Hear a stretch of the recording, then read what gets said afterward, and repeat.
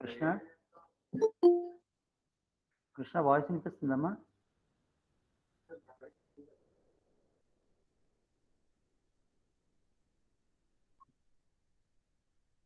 Satyanarayana voice వినిపిస్తుందా?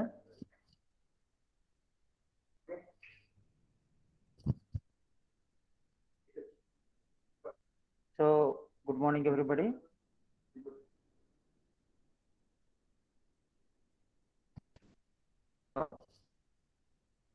We have discussed about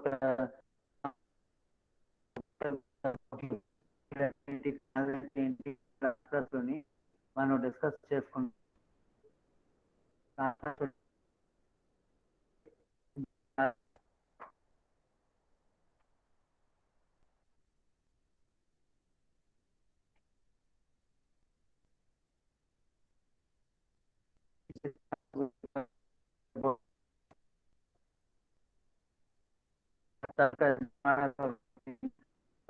మనం చేస్తామండి.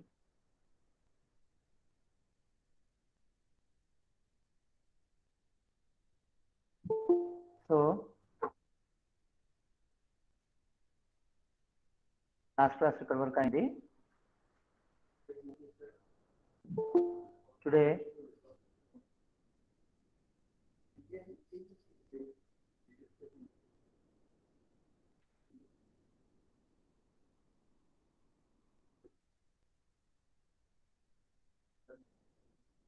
we are going to discuss about the module materials. అమ్మా voice వినిపిస్తుందా? Hello, voice వినిపిస్తుందమ్మా?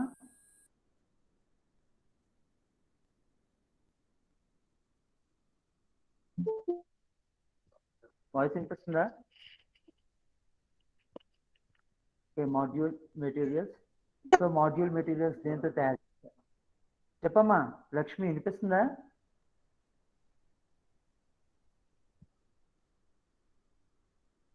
So module materials దేంతో తయారు చేస్తారు?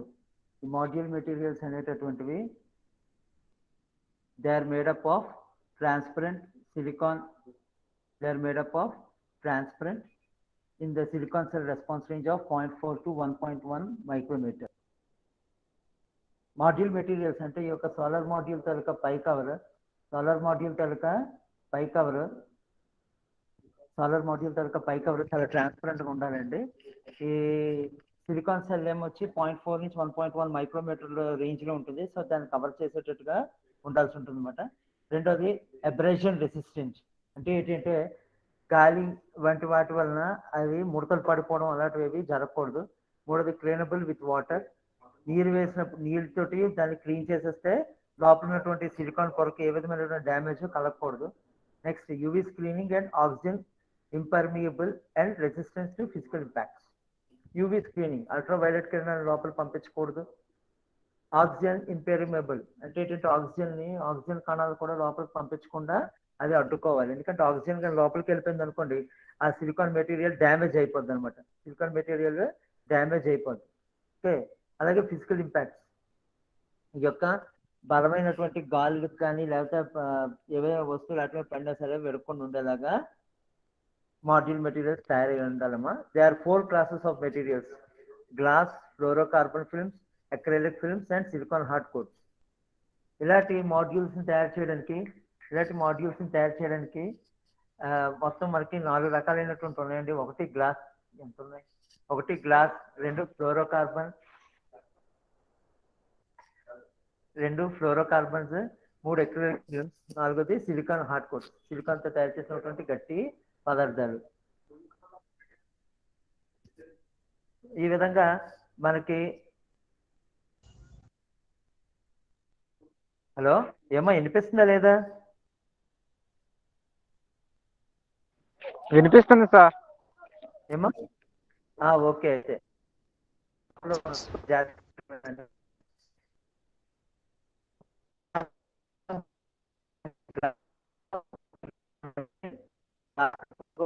ఉన్నారు. దానికి మెయిన్ కారణం ఏంటి అంటే ఈ యొక్క గ్లాస్ సూర్యకాంతిని లోపలికి చక్కగా ఏ విధమైన అడ్డంకులు లేకుండా పంపించడానికి వీలుగా ఉంటుందండి. రెండోటటువంటిది బయట నుంచి వచ్చేటటువంటి ఆ యొక్క గాలుల్ని అత్యధిక స్థాయి వాతావరణ మార్పులు వాటిని కూడా అడ్డుకోగలుగుతుంది అనమాట. ఓకే, అందుకే యొక్క గ్లాస్ మెటీరియల్ ని ఈ సిలికాన్ వేఫర్స్ కి పై వైపు ఉండేలాగా చూస్తారు. సిలికాన్ వేఫర్స్ కి పై వైపు ఉండేలాగా అడ్జస్ట్ చేస్తారు అనమాట. The encapsulate materials are required to provide elastometric support for the cell circularity. The optical coupling between the front cover and the cell surfaces have two different layers of materials. సాధారణంగా ఈ యొక్క module తాలూకు అడుగు భాగం చాలా దృఢంగా ఉండాలండి. అది పైన ఉండేటువంటి సిలికాన్ పొరలతో సహా దాని కింద అటాచ్ చేయబడినటువంటి ఆ యొక్క పల్చటి ఈ కరెంట్ వైర్లు వాటిని కూడా ఈ ఎలక్ట్రానిక్ వైర్లను కూడా సంరక్షించే విధంగా తయారై ఉండాలన్నమాట. సంరక్షించే విధంగా తయారై ఉండాలి. సో ఈ యొక్క ఎన్కాప్సులెంట్ మెటీరియల్ లేదా కింద ఉండేటట్టు మొత్తం ఆవరించబడేటటువంటి ఆవరణ పొరలు దేంతో తయారు చేస్తారంటే వాటి తాలూకా స్పెక్ట్రల్ రేంజ్ 0.4 నుంచి 1.1 మైక్రోమీటర్లు ఉండాలండి. లో ఎలాస్టిక్ ఎలక్ట్రికల్ ఇన్సులేషన్, అది అంత స్ట్రెచ్ అవ్వకూడదు, అదంతా స్ట్రెచ్ అవ్వకూడదు. నెక్స్ట్ ఎలక్ట్రికల్ ఇన్సులేషన్, వాటి తాలూకా ఎలక్ట్రికల్ అంటే అవి కరెంటు బయట నుంచి కరెంటు ఫ్లక్చుయేషన్స్ ఏమి లేకుండా చూడాలన్నమాట. ఆ విధంగా తయారు చేసేటటువంటి పదార్థాలు అవి ఉండాలి. సో ఈ యొక్క ఎన్కాప్సులెంట్ సాధారణంగా ఈ యొక్క పాలీవినైల్ బ్యూటరాల్ ఈవీబీ అంటారు, ఎథిలిన్ వినైల్ ఎస్టేట్ ఈవీఏ అంటుంటారు. ఇలాంటి వాటితోటి తయారు చేసేటటువంటి షీట్లు ఎక్కువగా ఉపయోగిస్తారండి. అవన్నీ చాలా బలంగా దృఢంగా ఉంటాయి, చాలా బలంగా దృఢంగా ఉంటాయి అన్నమాట. ఈ స్క్రిమ్ అనేటటువంటి మెటీరియల్ని యూజ్ చేసి ఈ చుట్టూ ఉండేటటువంటి ఆ యొక్క సిలికాన్ పొరను కప్పి ఉంచేటటువంటి చుట్టూ ఉండేటువంటి కింద భాగంలో తయారైనటువంటి ఎన్కాప్సులెంట్ని బాగా బలంగా తయారు చేస్తారండి. పైన ఉండేటువంటి సోలార్ పొరలకి, పైన ఉండేటువంటి సోలార్ సెల్స్ కి, కింద ఉండేటువంటి కరెంట్ సర్క్యూట్ కి మధ్యన ఈ యొక్క స్క్రిమ్ అనేటటువంటి పొరని ఉంచుతారు. ఈ యొక్క స్క్రిమ్ అనేటటువంటి పొరని ఉంచుతారు అన్నమాట. సో ఈ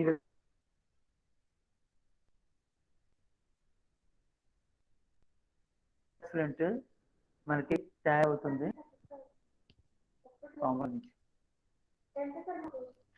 చెప్పాను కదా 3,500 చేసుకోమని ఎవరికైనా. ఈ పోరస్ స్పేసల్ స్క్రీన్,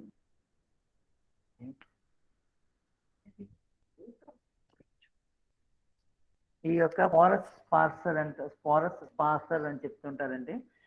ఇది చిన్న చిన్న కన్నాల రూపంలో ఉంటుంది.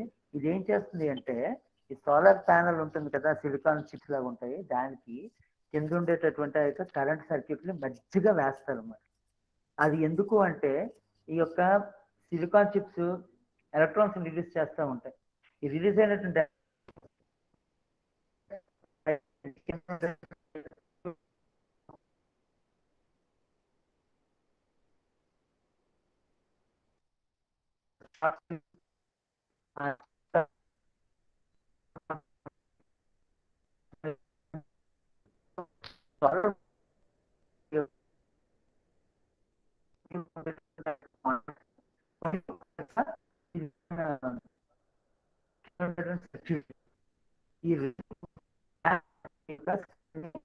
ఉపయోగిస్తూ ఉంటారు.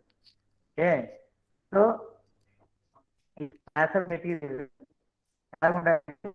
it must allow encapsulation integration. It must allow encapsulation integration to airflow, electrical discharging, relatively compressor, and transfer to 4 to 1.1 micrometer range. So,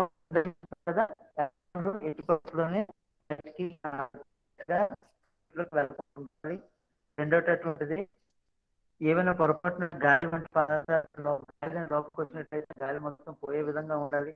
మూడోటటువంటి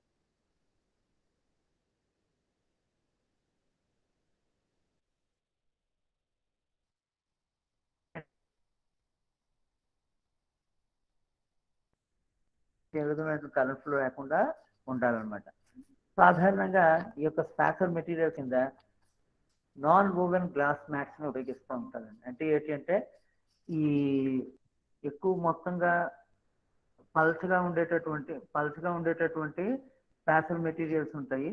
ఆ పల్చగా ఉండేటువంటి స్పాసర్ మెటీరియల్స్ ని ఎక్కువగా ఈ యొక్క ఉపయోగిస్తూ ఉంటారు. స్క్రిమిల్ కింద ఉపయోగిస్తూ ఉంటారు అన్నమాట. ఈ స్క్రిమిల్ ద బ్యాక్ కవర్ అంటే ఇప్పుడు మొత్తం ఈ సోలార్ ప్యానల్ తాలూకు అడుగు భాగం, దాన్ని బ్యాక్ కవర్ అని చెప్తుంటారు. ఈ సోలార్ ప్యానల్ తాలూకు అడుగు భాగం దాని తాలూకు ప్రైమరీ ఫంక్షన్, ప్రధానమైనటువంటి పనితీరు ఏంటి అంటే back side weather barrier of the module. ఇది బ్యాక్ సైడ్ వెదర్ బ్యారియర్ ఆ యొక్క సోలార్ మాడ్యూల్ కి వెనక వైపు ఉండి ఈ యొక్క ఎట్టి పరిస్థితులను గాలి కానీ లేకపోతే మరి ఏ ఇతర వేడి కానీ ఆ యొక్క ప్యానల్ మీదకి వెళ్ళకూడదు. సో దాని తాలూకు కండిషన్స్ ఏంటి? హై స్ట్రక్చరల్ స్ట్రెంత్, చాలా గట్టిగా దృఢంగా ఉండాలండి. లో సోలార్ అబ్సార్ప్షన్, ఈ నేల మీద పడి వెనక్కి వెళ్ళేటటువంటి సూర్యకిరణం అనేది గ్రహించకూడదు, అంటే గ్రహించినా చాలా తక్కువ గ్రహించాలన్నమాట. Next high emissivity in the infrared region in order to reduce module temperature. ఒకవేళ సూర్యకిరణాలు అన్ని పడినప్పటికీ కూడా ఆ యొక్క పరారుణ కిరణాలు ఇన్ఫ్రారెడ్ రేస్ అనేవి బయటకు పోవాలి. ఎందుకంటే ఇన్ఫ్రారెడ్ రేస్ చాలా వేడిగా ఉంటాయండి. అవి ఉంటే ఈ యొక్క సోలార్ మాడ్యూల్ మొత్తం వేడికిపోయి మాడ్యూల్ తాలూకు సిలికాన్ సెల్స్ డ్యామేజ్ అయిపోయే ఛాన్సెస్ చాలా ఎక్కువగా ఉంటాయి అన్నమాట. So it should also be impermeable to humidity and oxygen to prevent degradation of encampment and corrosion of metals.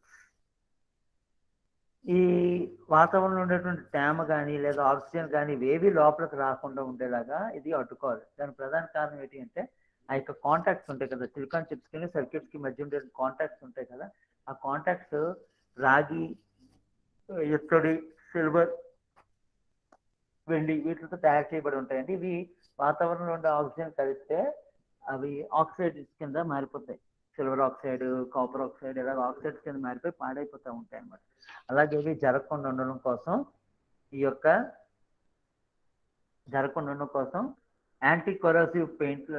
Anti corrosive గా కూడా ఉండాల్సి ఉంటుంది. Next fabrication process. ఈ సోలార్ మాడ్యూల్స్ ఏ విధంగా తయారు చేస్తారు, సోలార్ మాడ్యూల్స్ ని ఏ విధంగా తయారు చేస్తారు అనేటటువంటిది ఇప్పుడు నేర్చుకున్నాం. అమ్మ వినిపిస్తుందా?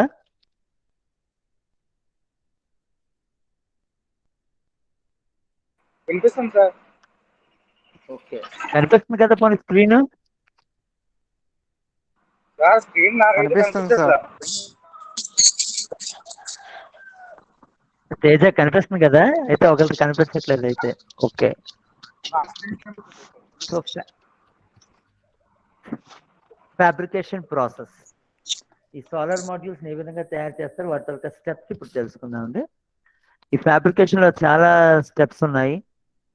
అందులో లైన్ ఆర్డర్ లో చెప్పాలంటే first inspection of solar cells visual and dimensionally. Solar cells తయారు చేసిన తర్వాత వాటి తాలూకా పొడవు వెడల్పులు అంటే డైమెన్షన్స్ మరియు వాటి యొక్క ఆకారం స్పష్టంగా ఉండాలంటే కొన్ని సోలార్ సెల్స్ వచ్చి మనకి స్క్వేర్ షేప్ లో ఉంటాయి, కొన్ని సోలార్ సెల్స్ రౌండ్ గా ఉంటాయి, సో ఏవైనా సరే వాటి యొక్క సైజు, షేప్ క్లియర్ గా కంటితో జాగ్రత్త చూసి ఇన్స్పెక్ట్ చేయాల్సి ఉంటుంది. Next evaluation of solar cells by studying IV characteristics. ప్రతి సోలార్ సెల్ తాలూకా కరెంటు మరియు వోల్టేజ్ ఐవి క్యారెక్టరిస్టిక్స్ అంటారు. అది మనం ప్రాక్టికల్ కూడా చేస్తున్నాము, ఇవాళ కూడా మరొకసారి ప్రాక్టికల్ చేస్తామండి.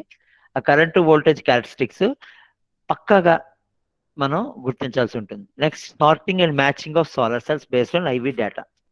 మనం ఒక సోలార్ మాడ్యూల్ తయారు చేయడానికి తక్కువ ఒక 20 నుంచి ఒక 30 వరకు సోలార్ సెల్స్ ని తీసుకుంటామండి. ఈ ప్రతి సోలార్ సెల్ తాలూకా ఐవి క్యారెక్టరిస్టిక్స్ వేరువేరుగా ఉంటాయి. ఇవన్నీ తక్కువ నుంచి ఎక్కువగా ఉండేలాగా ఒక లైన్ ఆర్డర్ లోని సార్టింగ్ చేసుకొని ఒక లైన్ ఆర్డర్లో పెట్టుకొని వాటిని మాడ్యూల్కి మనం ఇన్స్టాల్ చేయాల్సి ఉంటుంది. నెక్స్ట్ 4వది preparation of solar cell interconnects and bus bars and cleaning. ప్రతి సోలార్ సెల్కి మనం కనెక్షన్స్ ఇస్తామండి. ప్రతి సోలార్ సెల్స్కి మనం కనెక్షన్స్ ఇస్తాం, కాంటాక్ట్స్ అంటారు వాటిని.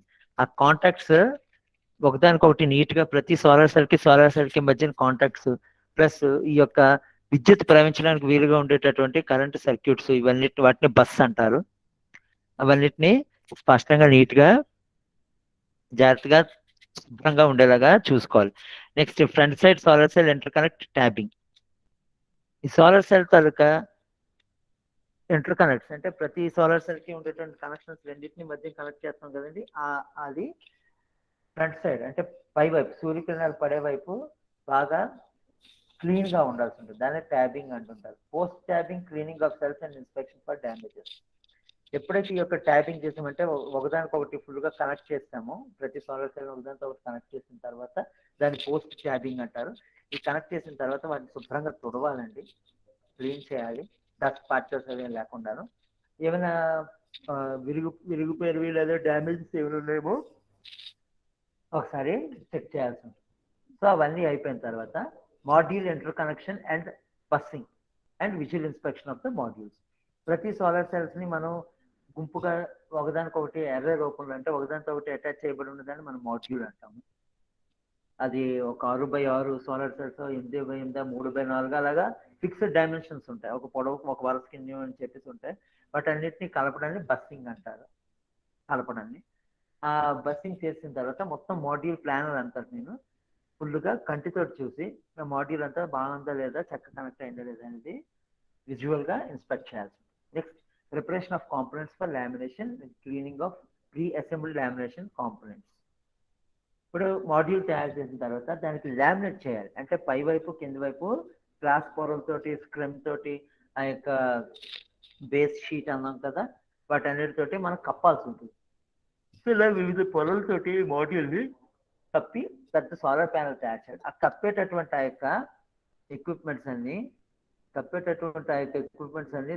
క్లియర్ గా ఉన్నాయా లేదా, కప్పేటటువంటి ఆ యొక్క ఎక్విప్మెంట్స్ అన్ని చాలా క్లియర్ గా ఉన్నాయా లేదా అనేటటువంటిది మనం చూడాల్సి ఉంటుంది, టెస్ట్ చేయాలి. అంత టెస్ట్ చేసిన తర్వాత stacking of the laminated components. ఈ సోలార్ ప్యానెల్ పైన, సోలార్ ప్యానెల్ కింద అంటే ఈ యొక్క సోలార్ సెల్ మాడ్యూల్ పైన, సోలార్ సెల్ మాడ్యూల్ కింద మొత్తం అంతా ఒకదాని మీద ఒకటి స్టాక్ చేయాలి. అంటే ఒకదాని మీద ఒకటి పెట్టాలి. అలా పెట్టిన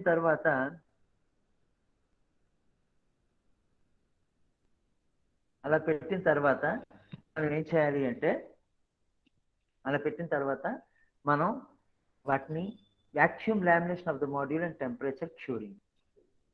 మొత్తం ఆ యొక్క స్టాక్ చేసినటువంటి ఒకదాని మీద ఒకటి ఒంతరగా పెట్టినటువంటి దాని నుంచి వాటి మధ్యలో ఉండేటటువంటి ఆ యొక్క గాలి ఏమైనా ఉంటే మొత్తం అంతా మనం వాక్యూమ్ పంపులను ఉపయోగించి గాలి లాగేయాలి. ఆ గాలి లాగేసిన తర్వాత ఏమవుతుంది, లామినేట్ అయిపోద్ది. అంటే ఒకదానికి ఒక పొర అలా గట్టిగా అతుక్కుపోయి ఉండిపోతుంది. అలాగ అతుక్కుపోయిన తర్వాత దానికి టెంపరేచర్ ట్యూనింగ్ అంటే వేడి చేస్తాం. వేడి చేయడం వల్ల ఏ కొద్దిపాటి గ్యాప్ ఉన్నా సరే పూర్తిగా క్లోజ్ అయిపోతూ ఉంటుంది. ఓకే. సో దాని తర్వాత assembly of supporting frames, gasketing and edge sealing and fixing the terminal box. So ఈ యొక్క సోలార్ మాడ్యూల్ తయారైపోయాక దాని తర్వాత ఇప్పుడు ఫ్రేమ్లు బిగించాలి. చుట్టూ ఉండేటటువంటి గట్టిగా ఉండేటటువంటి ఫ్రేమ్ని బిగించాలా. ఫ్రేమ్ బిగించిన తర్వాత ఆ యొక్క సోలార్ మాడ్యూల్ కి ఫ్రేమ్ కి మధ్య ఉండేటటువంటి గ్యాప్ ని రబ్బర్ షీట్లతోటి మూసేయాలి. దాన్ని గ్యాస్ కటింగ్ అంటాం. అయితే రబ్బర్ షీట్లు కానీ లేదా ప్లాస్టిక్ షీట్ కానీ. అండ్ ఎడ్జ్ సీలింగ్, ఆ యొక్క ఫ్రేమ్స్ లోంచి ఫ్రేమ్ తనకు ఎడ్జ్ నుంచి గాలి వెళ్ళకుండా ఉండేలాగా చుట్టూతో గట్టిగా సీల్ చేసేయాలి. ఆ సోలార్ మాడ్యూల్ కి పైన ఎడ్జ్లు, కింద ఎడ్జ్లు, సైడ్ ఎడ్జ్లు అన్ని సీల్ చేసేయాలి. సీల్ చేసాక ఆ యొక్క టెర్మినల్ బాక్స్, ఈ సోలార్ మాడ్యూల్స్ అన్ని కలుపుగా సోలార్ ప్యానల్, సోలార్ సెల్స్ అన్ని కలిపి వైర్లు కట్టాం కదండి, వాటి మనం కాంటాక్ట్స్ అంటాం. ఈ కాంటాక్ట్స్ అన్ని కలిపి ఒక బాక్స్ కి బిగించాలి, టెర్మినల్ బాక్స్. అది ప్యానల్ కి కింది భాగంలో ఫిక్స్ చేయబడి ఉంటుంది. Next high voltage insulation test. So మనం తయారు చేసినటువంటి మొత్తం మాడ్యూల్ అంతా పక్కగా కరెంట్ ఫ్లోని అడ్డుకుంటుందా లేదా అనేటటువంటి ఎక్కువ వోల్టేజ్ ఇచ్చి దానికి ఇన్సులేషన్ సరిగ్గా పనిచేస్తుందా లేదా టెస్ట్ చేస్తాం. ఒకవేళ ఎక్కువ వోల్టేజ్ పడినప్పుడు పిడుగులు అవన్నీ పడినప్పుడు లేదా పొరపాటున ఎప్పుడైనా సరే అత్యధిక స్థాయి తీవ్రమైనటువంటి కరెంట్ పిడుగులు వాటి వల్ల మెరుపుల వల్ల వాటి వల్ల ఇది డ్యామేజ్ అవ్వకుండా ఉండేలాగా టెస్టింగ్ చేస్తారు. ఈ టెస్టింగ్స్ అన్ని అయిపోయిన తర్వాత ఏం చేస్తారు, module performance test by studying IV curves. ఈ మొత్తం ఇందాక సోలార్ సెల్స్ టెస్ట్ చేశారు కదండి, ఇప్పుడు మొత్తం మాడ్యూల్ అంతటిగా ఈ యొక్క ఐవి కర్వ్స్ ఉపయోగించి అంటే కరెంటు మరియు వోల్టేజ్ వక్రాలను ఉపయోగించి మొత్తం పర్ఫార్మెన్స్ టెస్ట్ చేస్తాం. ఈ పెర్ఫార్మెన్స్ టెస్టింగ్ అయిపోయిన తర్వాత module inspection visually and dimensionally and cleaning of the modules. మొత్తం టెస్టింగ్ అనేది అయిపోయిన అంతా ఓకే అనుకున్న తర్వాత మొత్తం ఒకసారి కంటితోటి నీట్గా ఎక్కడైనా పగుళ్ళు ఉన్నాయా లేదా మొత్తం అచ్చులు అవన్నీ క్లియర్గా ఉన్నాయి లేదా మొత్తం దాని డైమెన్షన్ అంటే దాని పొడవు వెడల్పు ఇస్తూ మొత్తం అన్ని సరిపోయలేదా అని చేసిన తర్వాత శుభ్రంగా దాన్ని వాటర్ పెట్టో గ్లాస్ క్లీనింగ్ లిక్విడ్ పెట్టో ఏదో పెట్టో మొత్తం అంతా ఫుల్గా శుభ్రంగా ఏ విధమైన దుమ్ము ధూళి లేకుండా దాన్ని ఫుల్గా క్లీన్ చేసేస్తారు. క్లీన్ చేస్తే తర్వాత and the last one is packing and storing. Pack చేసి వాటిని కస్టమర్స్కి ఇవ్వడం కోసం స్టోర్ చేస్తాం. సో ఇన్ని processes.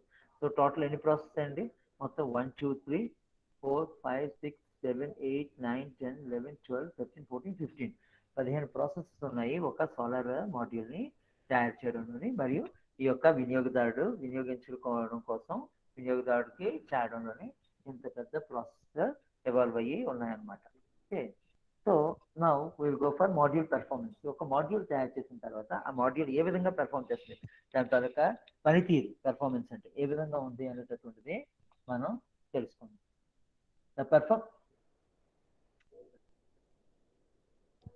The performance of a solar module, solar PV system is defined by capacity utilization factor, which is the ratio of actual electricity output from the plant to the maximum possible output during the year.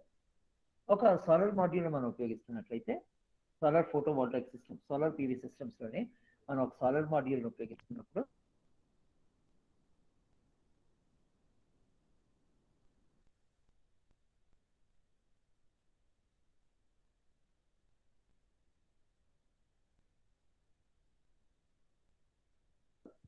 దాని త్వరగా capacity utilisation factor. ఈ module ఉపయోగించుకున్నప్పుడు మనకు వచ్చేటటువంటి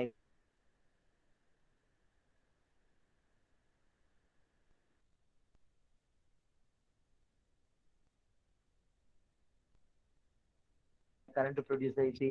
so సంవత్సరం మొత్తం మీద చూడడానికి యావరేజ్ తీసుకొని దాంట్లో మాక్సిమం గరిష్ట ఉష్ణోగ్రత ఎప్పుడైతే ఉందో ఆ ఉష్ణోగ్రత వద్ద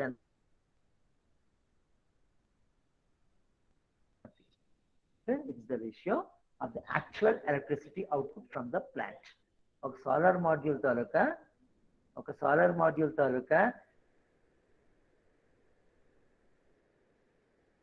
సోలార్ మాడ్యూల్ ఎంత మొత్తంలోనే విద్యుత్తుని బయటకి ఇస్తుంది, నిర్గమ విద్యుత్ విలువకి ఆ సంవత్సరంలో ఒక సంవత్సర కాలంలో గరిష్ట ఉష్ణోగ్రత వద్ద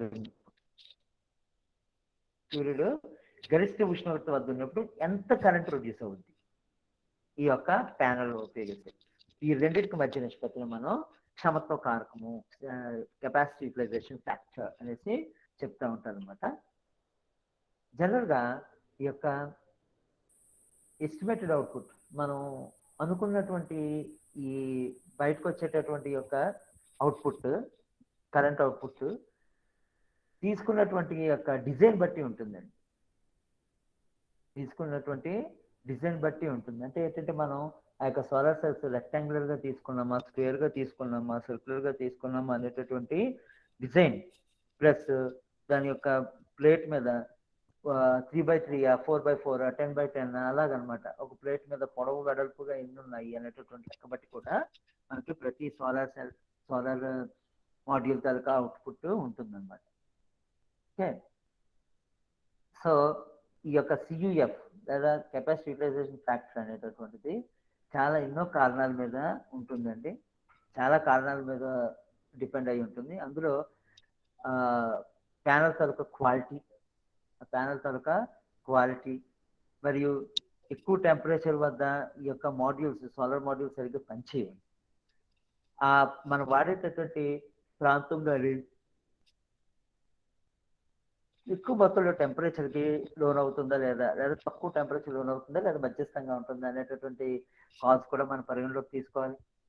నెక్స్ట్ మూడోది అట్మాస్ఫిరిక్ ఫ్యాక్టర్స్, వాతావరణ కారకాలు. అంటే ఏంటంటే ఎక్కువసేపు మేఘాలుగా ఉండడం, వర్షం పడడం, లేకపోతే ఈ యొక్క పొగమంచు, వీటన్నిటికి కూడా ఇవి కూడా కొన్ని కారణాలు.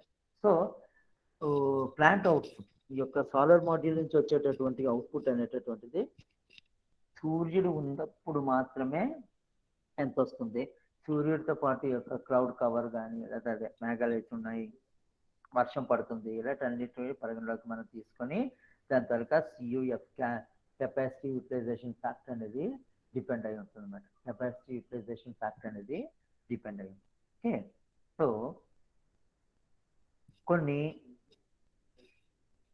ఈ సిలికాన్ చిప్స్ తయారు చేస్తాం లేదా సిలికాన్ సెల్స్ తయారు చేసినప్పుడు వాటి తాలూకా రెసిస్టెన్స్, నిరోధం కూడా ఈ యొక్క సియుఎఫ్కి తగ్గడానికి కానీ పెరగడానికి కానీ ప్రధానమైన భూమికని పోషిస్తూ ఉంటుంది. Okay, so the performance of the power plant however depends on several parameters including the site location, solar insolation level, climatic conditions, tertiary temperature, technical losses in cabling, module mismatch, soiling losses, MPPT losses, transformer losses and inverter losses. ఒక power plant, solar power plant, అదే module ద్వారా మనం తయారు చేసేటటువంటి power చాలా కారకాల మీద depend అయి ఉంటుంది. చాలా కారకాల మీద డిపెండ్ అయి ఉంటుంది. ఏంటంటే అంటే ఈ యొక్క పర్ఫార్మెన్స్ దాని పనితీరు, సైట్ లొకేషన్, మనం ఆ యొక్క సోలార్ ప్లాంట్ని ఎక్కడ స్థాపిస్తున్నాం, రెండోది సోలార్ ఇన్సులేషన్ లెవెల్స్, సూర్యకాంతి ఎంత మేర పడుతుంది ఆ ప్రాంతం. ఫర్ ఎగ్జాంపుల్ పూర్తి మైదాన ప్రాంతం తీసుకున్నాం అనుకోండి, సూర్యోదయం నుంచి సూర్యాస్తమయం వరకు కాంతి పడేలాగా మనం చేయొచ్చు. అదే కొండవాళ్ళు కానీ తీసుకున్నట్లయితే కొండవాళ్ళలో ఈ కొండలు అడ్డేయడం వల్ల కొంత మొత్తంలోనే సూర్యకాంతి కొంతసేపు మాత్రమే పడుతూ ఉంటుంది. మరియు కొండవాళ్ళలో ఉన్న ప్రాబ్లం ఏమిటి అంటే గడిగడికి పొగమంచు రావడం కానీ లేదా వర్షపాతాలు కానీ లేదా క్లౌడ్స్ కానీ మేఘాలు ఇవన్నీ మనకి అడ్డేస్తూ ఉంది. సో ఇలాంటి అన్ని ప్రాబ్లమ్స్ని మనం పరిగణలోకి తీసుకొని ప్లస్ ఈ యొక్క కేబుల్స్, మనం ఆ యొక్క సోలార్ ప్యానల్స్కి పవర్ యూనిట్స్కి మధ్యన కలిపేటటువంటి ఆ యొక్క కేబుల్స్ కూడా కొన్ని ఏంటంటే ఎక్కువ నిరోధం కలిగి ఉండే కేబుల్స్ ఉంటాయండి. అది దానివల్ల ఏమవుతుంది, కరెంట్ తక్కువ ఫ్లో అవుతుంది, అంటే కేబుల్స్ తొందరగా వేడికిపోతాయి. కొన్ని తక్కువ నిరోధం ఉండే కేబుల్స్ వాడతారు, కరెంట్ ఫ్లో ఎక్కువగా ఉంటుంది అనమాట. మరియు ఆ యొక్క క్లైమేట్ కండిషన్స్, స్పెషల్గా టెంపరేచర్, వాతావరణం బాగా వేడెక్కినప్పుడు కూడా సౌర విద్యుత్ అంత ఎక్కువ ప్రొడ్యూస్ అవ్వదు. సో ఈ విధంగా ఎన్నో ప్రాబ్లమ్స్ ఉన్నాయి ఈ యొక్క సైట్ మ్యాపింగ్లో. ఓకే, సో ఈ సైట్ మ్యాపింగ్ బట్టే ఆ యొక్క పనితీరుని మనం డిస్కస్ చేసుకుంటాం. మరియు ఈ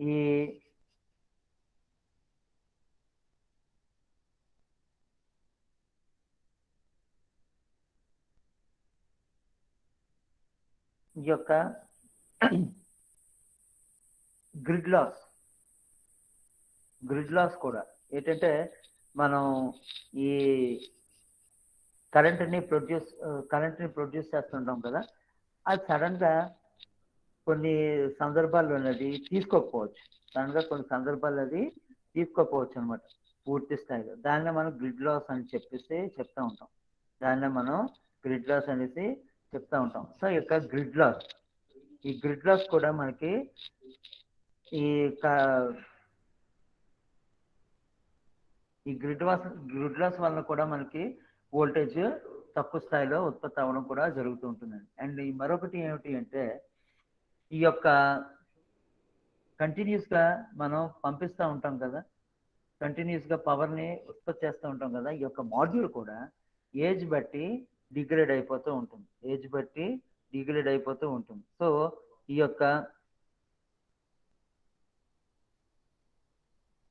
యొక్క గ్రిడ్ లాసింగ్ కూడా మనం పరిగణలోనికి తీసుకోవాల్సి ఉంటుంది. ఈ కొన్ని స్పెసిఫికేషన్స్ ఉన్నాయండి. మ్యానుఫ్యాక్చరర్ అంటే తయారీదారుడు కొన్ని పవర్ అవుట్పుట్ కి కొన్ని స్పెసిఫికేషన్స్ ఇస్తాడు. టెంపరేచర్ ఈ టెంపరేచర్ బట్టి పవర్ ఎంత వస్తుంది అని దాన్ని టెంపరేచర్ కోఎఫిషియంట్ లేదా ఉష్ణోగ్రత గుణకం అని చెప్తా ఉంటానండి. ఆ టెంపరేచర్ కోఎఫిషియంట్ కూడా ఈ యొక్క ఇస్తాడు. ఈ మాడ్యూల్ తాలూకా పెర్ఫార్మెన్స్ ముఖ్యంగా ఆధారపడేవి 6 అంశాలండి. ఒకటి రేడియేషన్ ఎట్ ద సైట్. ఆ మాడ్యూల్స్ ఎక్కడైతే ఉంచామో అక్కడ ఉండేటటువంటి రేడియో ధార్మికత. 2 లాసెస్ ఇన్ పీవీ సిస్టమ్. ఈ మాడ్యూల్స్ లో ఉండేటువంటి నా యొక్క సోలార్ సెల్స్ ఉంటాయి కదా, వాటి మధ్యన బ్రేకింగ్ రావడం. Next temperature and climate conditions, ఉష్ణోగ్రత మరియు వాతావరణ మార్పులు.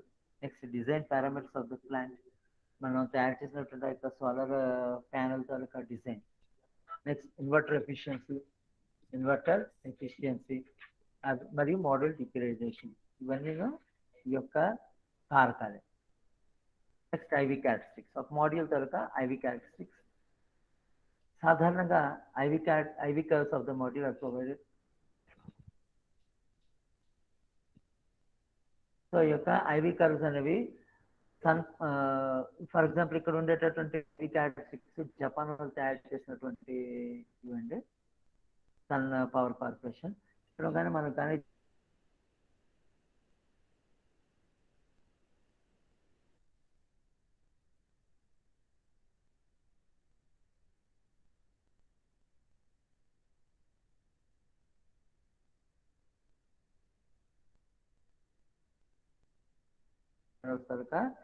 కనెక్షన్స్ చూసామండి. ఒకటి సన్ పవర్, రెండోటటువంటిది షార్ప్ అమెరికా, రెండోటటువంటిది షార్ప్ జపాన్. ఈ రెండింటివి చూడండి, ఇది పైది సన్ పవర్ దీని, ఇది కింద షార్ప్ కంపెనీ జపాన్. సో ఈ రెండిట్లోని తక్కువ వోల్టేజ్ వద్ద ఎక్కువ కరెంట్ ఇచ్చేటటువంటిది యొక్క సన్ పవర్ కార్పొరేషన్ ఉందండి. సో ఈ విధంగా ఐవి క్యారెక్టరిస్టిక్స్ బట్టి కూడా మనం సోలార్ మాడ్యూల్స్ తయారు చేస్తూ ఉంటారు. So in tomorrow's class we will be briefly discussing about the modules connections. Okay, thank you.